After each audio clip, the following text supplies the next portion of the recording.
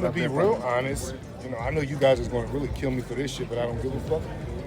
Like, the Tyson Fury Wilder fight, it got me a little emotional after the fight, you know what I mean? Because, I'm just like that. I'm a compassionate person, especially people I care about. I mean, I've never seen my brother have an off day like that. And, yeah, it made me a bit emotional. And, I share my emotions with him. He shared his emotions with me. And from there, we came up with the game plan on what had to materialize into what's everything that's happening now. Me being the head trainer, him being in the best shape of his life, him looking the best he's ever looked in training camps, just everything. And when I say Deontay is receptive to physical training, I'm not just talking about training. I'm talking about to even strategize. And I'm talking about to even in everyday life. You get what I'm trying to say?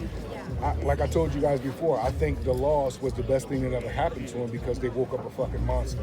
And I'm very unapologetic about saying that, and I mean that because the intensity and everything that he's training, and this is not coming from like you guys' perspective of seeing a fighter at a press conference and seeing him in a fight. This is coming from seeing somebody over 10 to 12 years in training camps and fights, So you learn people habits, so you learn people ways. Any ways or bad habits Deontay has had, he has broke all of those habits. You know what I'm trying to say? Yeah. Man, the man pushes me in training.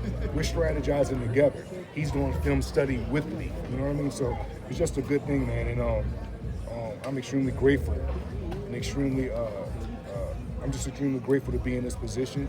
Deontay trusts me with his life.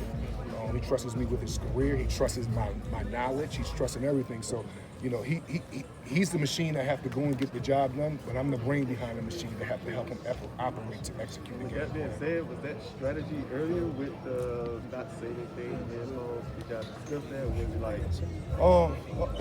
He really just don't got too much to say. Even when we're in training camp, there's times that he's like, "Bro, what you want me to do? What am I doing today, Malik?" I tell him what to do. If he's not doing it the right way or the correct way, we may stop the work, he corrects it, and we go forward.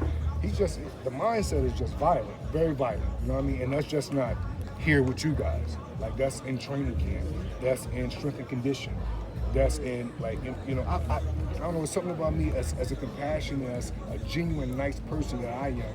I really love to watch evil, stubborn, competitive athletes in their element, training hard. I like seeing them with wrinkles in between their eyes. I like seeing them get up and run 8 miles when they don't feel like it. I think that right there, that's the process. Like, you get what I'm trying to say? And I like how Deontay is embracing that, you know what I mean? Because, how many fights he got now? How many fights? 42? 42 fights with had an amateur as an Olympian. No one, our bodies is not the same. He's 35, not 25. So every morning he gets up in the morning, it's not, hey, I feel like doing this. He's at the mindset where, I have to do something I don't feel like doing to get something that I never had. He's never been 2-time heavyweight champion of the world. And he's doing everything humanly possible that I've never seen him do to make sure he gets the job done. When did it come about to build a facility for licensed homicide? When did that thought come about? Going through the arbitration and everything, and then y'all came to the point to train on his own property? Well, that came about because I feel as though if Deontay says something about doing something to somebody, homicidal-wise, it's a hooray. But then you got actually fighters out here that have kept your body on their shorts. You got fighters out here that said, Tyson Fury dad literally went on record and said, I wish my son would have killed Deontay. I'm watching that on Sunday night while I'm film studying, looking for a certain film, and I'm seeing Mr. John Fury, he's saying that. Okay. I'm seeing him say that, and no one said nothing. So then I woke up in the morning and I seen how hard Deontay was training. I seen how hard he was doing strength and conditioning. I seen the facility that he basically built. And yeah, I said, he built a facility personally for a legal homicide. And that, I don't know, it could be taken whichever way it went, but it's fair play. And I look at it like it's us against them. And that's just what it is.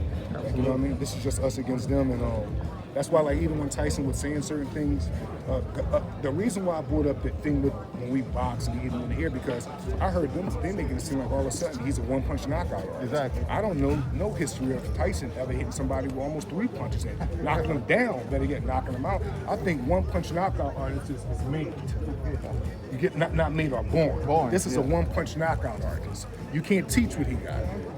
All of a sudden, it's real. But you responded correctly, though. You said, okay, if you're trying to say that I cannot build up Deontay Wilder, so that means. So Sugar Hill, what did he do? So and that goes for, and that's no knock to any trainer. I know great trainers that is my big brothers in this game that never, Joe Goosen, never really had a boxing match. He's my big brother. He taught me so much. I've seen him lead guys to titles and lead them back. Like, you know what I'm trying to say? That right there doesn't mean nothing. By the grace of God, I just have ring experience. By the grace of God, I have an IQ for this noble art. By the grace of God, I have my own career. So I'm not teaching from a perspective of a fan or from your guys. I'm teaching from, and with this case, I'm teaching with someone that I fought, someone that I sparred, someone that I studied, and someone that I know very well. You get what I'm trying to say? So the teaching and what we're doing is just coming from a very surgical manner. And, you know, I'll be very surprised if Tyson Fury made it out of 5 rounds. Yeah, I want to wish y'all the best, you know, heading there July 24th. Hope we'll be on deck. Last question. Can I get that hat, Malik? No, so this is my only one, but I'm going to start selling some on my I page. So. Shout out to Are you surprised at all that Tyson kind of went at you like that? Usually you don't see him. Tyson didn't go at me like that. That's Tyson being a sweetheart right there. Like, he was okay. He's cute. And we're going to make sure he's more cocky than ever. Huh? Seems more cocky than ever. Well, he's going to be cocky. He won't be cocky July 24th at the end of the night when he wakes up and he realized that, you know, something happened to him that's never happened to him. Listen, guys, I'm training the best heavyweight in the world. And I've said this before he lost. I'm training the best, most dynamic heavyweight in the world. You can't teach what Deontay Wilder naturally's already have. With my boxing IQ, with my surgical standpoint and my perspective, with Joey Scott's strength and conditioning training, with his receptive mindset now, I don't think not just Tyson Fury, I don't see no one beating him. After the first fight, they asked him whether or not he's going to be weighing more, and he came up weighing at 230 for heaviest fight for second fight. Do you see him weighing at 230, or you want him to come down lower? I see him weighing something very comfortable, and I see him just weighing something very comfortable. He may be between 125, 140, whatever it is, but he's going to look real good come fight night, real good.